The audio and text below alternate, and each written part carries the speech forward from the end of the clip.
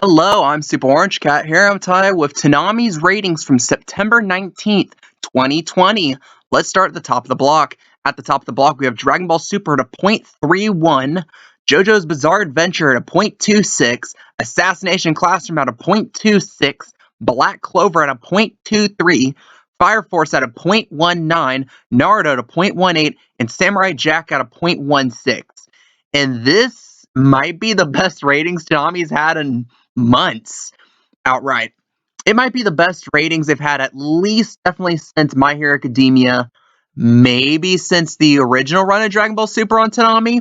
But otherwise, I'm looking at this and I'm in shock right now because I honestly can't see why everything got this big jump all of a sudden. Like, I tried looking around at what was on TV at that time or what other events could have led to this. And really, I'm drawing a blank here. And I trust Nielsen enough to not think that this is some weird abnormal thing that happened for just this week. And like I said, I can't think of a reason why the whole block would go up like this. And like I said, if like one different show was specifically up so much, then you could point out and be like, okay, it was a special event on this show, but it started from the top. Dragon Ball Super is back over .3 again. And maybe it's to do with that episode. I haven't been following Dragon Ball Super, so I don't know which episode aired this past Saturday. If it's something that in particular is like a really well-loved episode and people just kind of kept watching after that, because the numbers definitely kind of do imply that, where it goes up like 600s, and everything usually goes up roughly 500-600s, until when you get to Fire Force, when things just kind of go up a few hundreds, you know? But again, Fire Force, honestly, is kind of the weakest link in the schedule right now because it's a recent rerun of a show that isn't particularly loved. Like, it definitely doesn't have the fan base something like Dragon Ball has always had, you know? And Fire Force, I recall when it first aired, kind of had a mixed reception on Toonami. And the reasons why it's here is to kind of lead into Fire Force Season 2, which is supposed to start on the October 24th, which is rapidly approaching. It's only like 4 or 5 Saturdays away from now. And also, like, there's really not much you can specifically say about the specific shows here because they all just kind of went up the same amount, you know? And that's just interesting, you know? And I kept thinking, I'm trying to think of, like, what specific event led to this. I can't think of any, you know? And JoJo, a rarity, was a top 10 on cable. It was the 10th highest rated cable premiere on Saturday, which kind of sounds like, well, it's not that good. Until you factor in it's at 12:30 at night, and the fact that this includes the NBA, which had a playoff game. I believe there was few college football games, like College Game Day, like the show that's usually on before college football. That always has high ratings.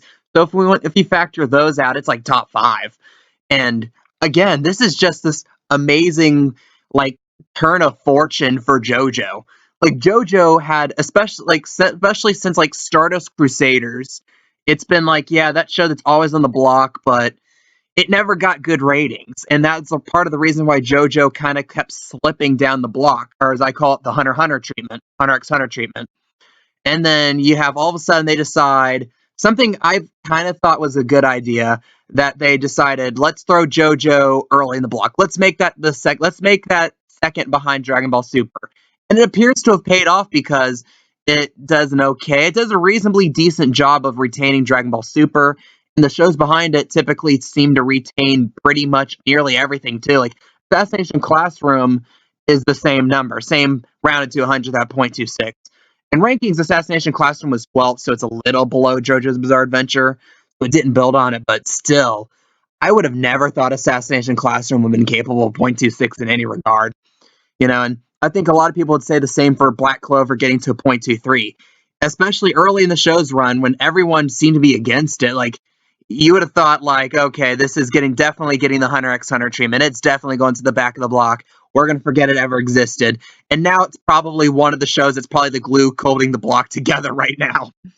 Like, go ahead. Go in a time machine. Go back a year from now. A year in the past. So, September 2019. Tell someone that the glue holding the block together is JoJo's Bizarre Adventure, Black Clover, and a rerun of Dragon Ball. A lot of people might be able to willingly believe a whole rerun of Dragon Ball, but I don't think a single person would expect that JoJo's Bizarre Adventure and Black Clover would be the glue holding up Toonami and actually giving them decent ratings right now. You know, I don't think anyone could have predicted that. And we have this brief period of kind of schedule normality we have right now. We've had the same block for a few weeks now, and we have a couple question marks on the horizon, though. For example, next Saturday, it will be the last currently available dubbed episode of Black Clover. Funimation hasn't dubbed a new episode in a few weeks, since I want to say almost a month ago was the last time they dubbed an episode.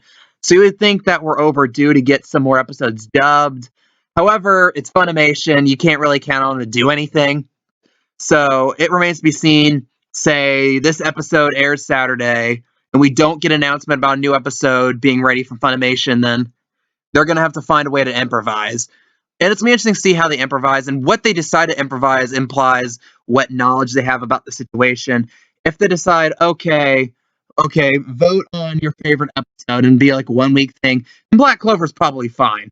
If they do what they kind of did with My Hero Academia a while back and decide, let's start from the beginning of this mini arc, then it might be a little sketchy. If they decide, hey, let's pull this and put more Fully Cooley reruns on, then that's the time you panic, you know?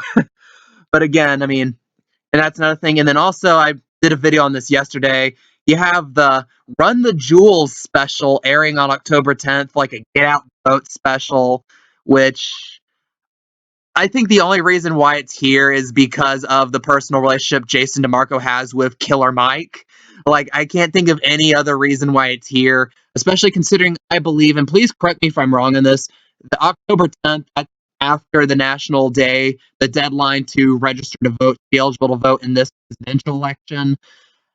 So, if that's true, this is kind of pointless, because the whole point of like Get Out the Vote is to get people to register the vote, like groups that don't usually register to vote, typically younger people, which is why most Get Out the Vote campaigns are directed to younger people to get out and vote. And you have to register to vote first. And like it's like, okay, register vote, and then they'll be like, information, this is how you vote, you know. But if you're doing it after national registration, you're appealing to people who haven't registered to vote yet, then that's completely pointless, because if you're past the deadline, then you can't register to vote, so you can't vote in the election. So, and honestly, I just low-key think the only reason why it's here is because Jason Marco just wants to air Run the Jewels. I think it's their entire fourth album in its entirety on the block, which, and he did clarify. One thing I have to note, he did clarify that they're just simply going to push Toonami back. They aren't going to be like, okay, pick two shows that aren't going to air that night. So Toonami that night will be airing from 1 a.m. to 4:30 a.m. Again, especially right now when it looks like Toonami's actually picking up momentum right now, that might not be the smartest thing to do. Again, the situation with Funimation and Black Clover also might kill whatever momentum the block has too. So again, the point might be moot. So again, what do you guys think about Toonami's ratings this week? What are your opinions about what caused this real big 1 week jump in the ratings? Do you think it's going to continue next week? I'm personally not sure of it, because Toonami is a weird bag of ratings at times, you know. What do you guys think? What's your opinions? Do you like Toonami news like this? More Toonami content like this? Please like, please comment, and subscribe. I'm Super Orange Cat, and that is all.